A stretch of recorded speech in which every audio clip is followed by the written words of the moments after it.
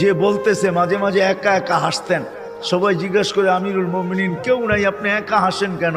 তো মাঝে মাঝে অতীত জীবনের কথা মনে ওঠে।